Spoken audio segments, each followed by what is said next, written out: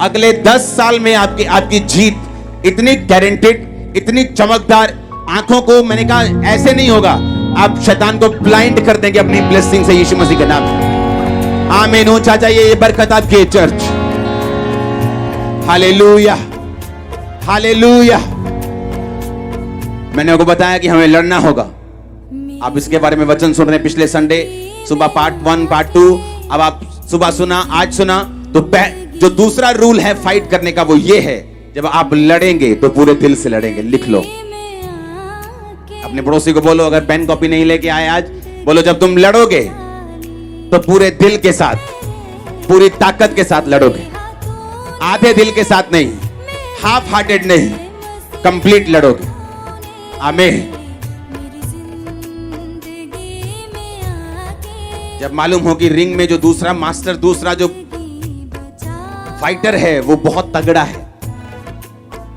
एक फाइटर है जो आपसे बहुत नीचे, आप हाफ हार्टेड भी लड़ते हैं, आधा आधा भी लड़ते हैं तो जीत जाते हैं। लेकिन अगर मालूम हो कि सामने वाला भी टक्कर का है तो आपको कई बार पूरा दिल, पूरी जान, पूरी ताकत, पूरा ईमान लगाना पड़ता है उसको हराने के लिए। हालेलुया।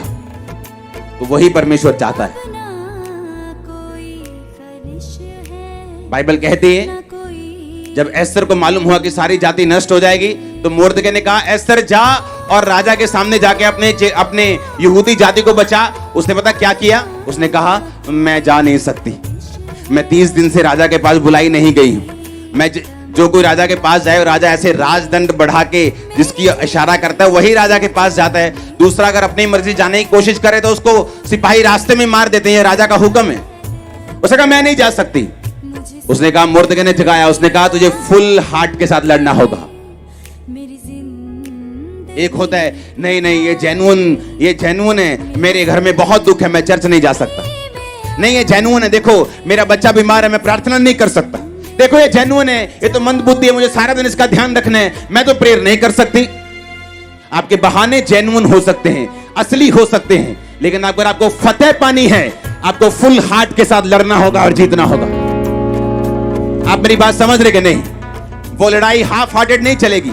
वो बहानों के साथ भी, चाहे वो जेन्युइन क्यों ना हो, आप उसको जीत नहीं सकते। उसने जेन्युइन बहाना दिया, उसने कहा मैं नहीं जा सकती। यहां का रूल है, वो रूल ये है कि अगर राजा राजदंड बढ़ाएगा तो ही अंदर जा पाएंगे। 30 दिन से मैं राजा के पास नहीं बुलाई गई हूं, अपने आप कोई राजा के पास नहीं जा सकता। उसने कहा अगर तू कुछ नहीं करेगी तो परमेश्वर किसी ना किसी तरीके से अपनी जाति को तो बचा लेगा, पर तू अपने घराने समेत नाश होगी। जब भी आपको लड़ना है, ये दूसरा रूल है। पिछला रूल मैंने आपको बताया था, पिछले संडे पढ़ लेना, उसको सुन लेना इंटरनेट पे। दूसरा रूल ये है, जब आपने फाइट करनी है, ये सोच के करनी है कि पूरी ताकत, पूरा दिमाग, पूरा दिल, पूरा शरीर, पूरी आत्मा लगाकर आपको लड़ना है और जीत आपकी सुनिश्चित है। जिस तरह सूर्य आना सुनिश्चित है, उस तरह जीत आपकी सुनिश्चित है। आमीन ऊंचा, ये आशीष आपके चर्च। मैंने कहा आमीन ऊंचा, ये आशीष आपके चर्च। Hallelujah, hallelujah. उसने कहा मैं तो जा नहीं सकती। उसका बहाना तो बड़ा जेन्युइन था कि ठीक है भाई तू जाएगी तो तू मर जाएगी। उसने कहा नहीं, जब भी तुम्हें लड़ना होता है ऐसी सिचुएशन से जिसमें शैतान मिला हुआ है, तुम अपने बहानों को यूज नहीं कर सकती कि मेरा पति दारू पीता था, मैं तो प्रार्थना नहीं कर सकती, मैं तो बड़ी बिजी हूं, मैं तो प्रेयर नहीं कर सकती, मैं तो बहुत बिजी हूं, 2 जॉब करता हूं क्योंकि मुझे अपने मकान की ईएमआई भरनी है और अपनी गाड़ी की ईएमआई भरनी है, मैं तो प्रार्थना नहीं कर सकता। परमेश्वर कोई बहाना नहीं सुनता और ना ही शैतान सुनता है। वो कोई दया नहीं करता जब वो नाश करने पे आता है। वो अच्छे भलों को ज्यादा नाश करता है शैतान। जो चंगे लोग हैं, जो अच्छे लोग हैं, उनको वो ज्यादा पकड़ता है, आपको मालूम, ताकि वो एक एग्जाम्पल ना बन सके, ताकि लोग यही कहते रहे कि देखो अच्छा था इसलिए ये पकड़ा गया, इसलिए फंस गया, इसलिए ये ऐसी हालत में है आज। इसलिए शैतान उन लोगों को पकड़ता है। और परमेश्वर ने कहा तुम्हें फुल हार्ट के साथ लड़ना है, फुल फाइट करनी है, और मैं तुम्हारे साथ हूं। संग्राम यहोवा का है, जीत तुम्हारी है। आमीन ऊंचा, ये बरकत तुम्हारी है। उसने कहा मैं तो जा ही नहीं सकती, मेरा बहाना तो जेन्युइन है। मेरे बच्चे तो नशा करते हैं, मैं घर पे अगर आंखें बंद करके प्रेयर करूंगी सिलेंडर बेच देंगे, तो बेचने दो, कोई बात नहीं, एक बार बेच लेंगे। लकड़ी चलाओ, काम चलाओ, प्रार्थना करो, वापिस आएगा सिलेंडर और आएगा इलेक्ट्रॉनिक, उसके बाद फिर बड़े वाला आएगा। आमीन। प्रॉब्लम यह है, जब हम करते हैं कि हमें लड़ना है, हमें ऐसा लगता है कि सब सिचुएशन सही हो जाएं, तब हम लड़ेंगे। वो लड़ाई नहीं। जो कुछ परमेश्वर ने अपने पास आपके लिए रखा है, आपको फाइट करके उससे लेना है।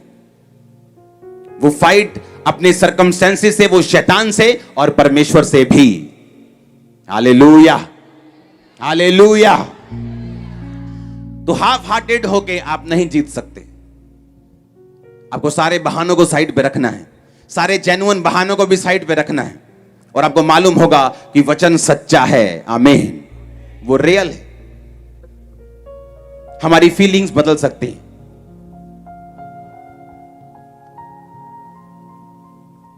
लेकिन वचन नहीं बदलता। आज किसी को लगता है कि परमेश्वर असली नहीं है, उसकी फीलिंग है, वो बदल सकती है कल को जब वो परमेश्वर के काम देखता है। आज उसकी फीलिंग है कुछ भी, लेकिन कल उसकी फीलिंग बदल सकती है।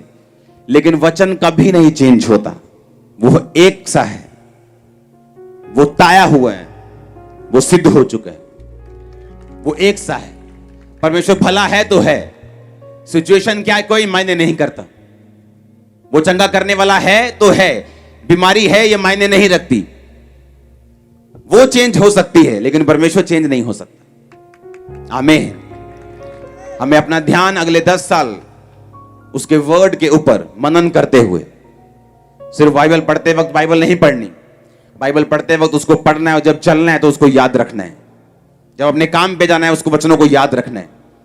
परमेश्वर की प्रेजेंस को अपने साथ लेके चलना होगा, उससे बात करनी होगी, उसकी अगुवाई मांगनी होगी। आपके पास घर लेने का पैसा है, आप घर देखते हैं, आप डीलर को फोन करते हैं, आप घर लेते हैं। आने वाले समय में ऐसा नहीं होगा। आपके पास पैसा है, फिर भी आप प्रेयर करेंगे घर लेने के लिए, आप प्रभु को सामने रखेंगे। इस तरह से आप परमेश्वर पे अपनी निर्भरता को दिखाएंगे, और परमेश्वर आपको बेस्ट चीजों में लेके जाएंगे। जहां आपके लिए बेस्ट होगा वहीं वो आपकी अगुवाई करेंगे। एक कॉलोनी में 10 घर हो सकते हैं, लेकिन जो घर आप बिना प्रेयर के लेंगे शायद वही वाला चोने वाला हो, और बाकी 9 सही हो। आप बोलेंगे मेरे पास पैसा था, लेकिन तभी मैं सही चीज नहीं ले पाया, क्योंकि फेवर नहीं था।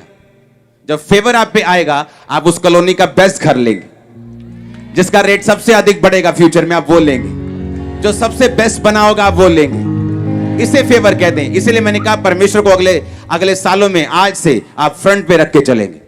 हर चीज के लिए आप प्रार्थना करेंगे, आप काम परमेश्वर के ऊपर रखेंगे, परमेश्वर पे निर्भर रहेंगे। आमीन। अपने पड़ोसी को बोलो, जब तू लड़ेगा इस मसीही जीवन में लड़ाई को, तो आज से तू पूरे दिल के साथ, पूरी ताकत के साथ, बिना बहाने से लड़ेगा, और परमेश्वर तुझे जिताएंगे।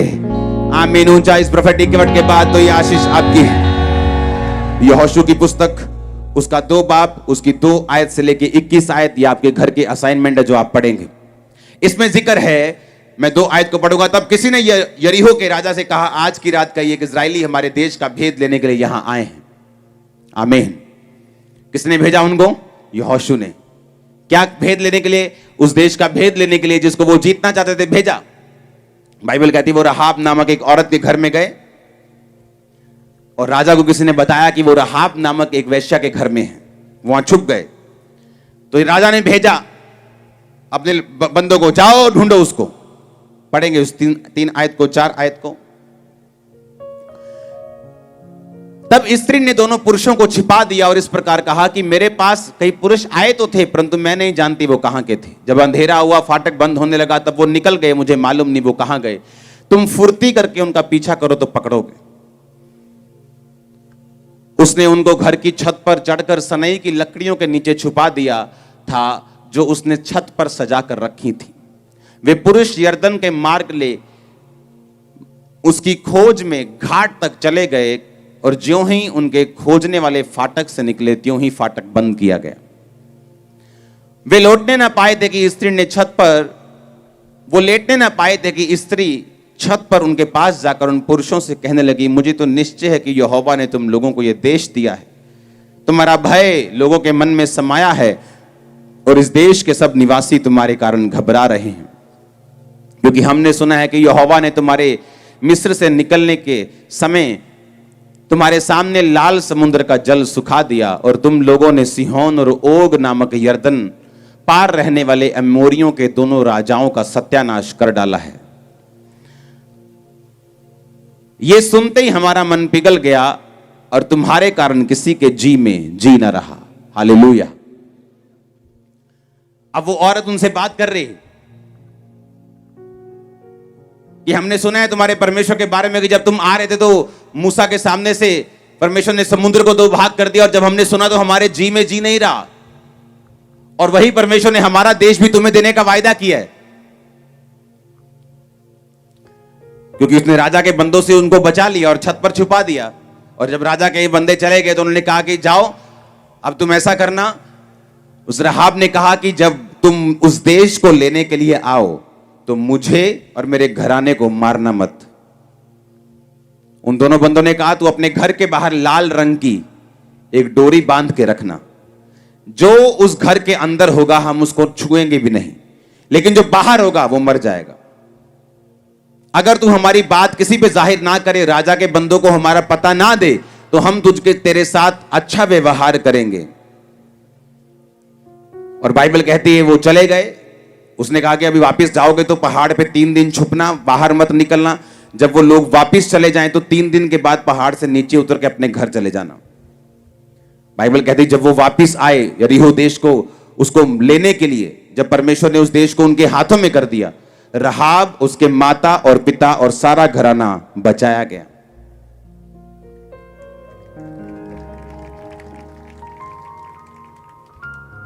मैं आपको क्यों कह रहा हूं कि आपको फाइट करनी है, पर ये आधे दिल वाली फाइट नहीं होनी चाहिए। ये कौन सी फाइट होनी चाहिए? जैसे जीना मरना होता है, मालूम कि एक जब फाइटर जीना मरना सोच के जाता है कि आज मैं या ये, तब वो जीतता है। मैं उस टाइप की लड़ाई की बात कर रहा हूं। वही लोग सरवाइव कर पाएंगे जो टाइम आ रहा है, आने वाले टाइम। और जो लोग ऐसी फाइट करेंगे उनकी ब्लेसिंग नॉर्मल नहीं होगी, बिल्कुल अलग होगी आपकी ब्लेसिंग दूसरों से। आप सेफ होंगे दूसरों से। हालेलुया। अब इसने कहा कि सुनो, अगर आपने रिस्क नहीं लिया, इसका मतलब आप अपने पूरे दिल से फाइट नहीं कर रहे। यह दूसरा पॉइंट जो आपने नोट किया आज, कि पूरे मन से, ताकत से, बुद्धि से फाइट करनी है, और बिना रिस्क लिए आप ऐसी फाइट नहीं कर सकते। वो राजा था, जब राजा लोग के सामने आप ऐसी कोई बदतमीजी करो तो आप नहीं, आपका पूरा घराना वो सूली पे चढ़ा देंगे। उसने रिस्क लिया, अपने घर के छत के ऊपर उसने उसको छुपा के रखा। और राजा आम सिपाहियों को ऐसे काम करने के लिए नहीं भेजता था। आज देशों में एजेंसियां होती, इंटेलिजेंस एजेंसियां होती, उनके सामने कोई झूठ नहीं चलता।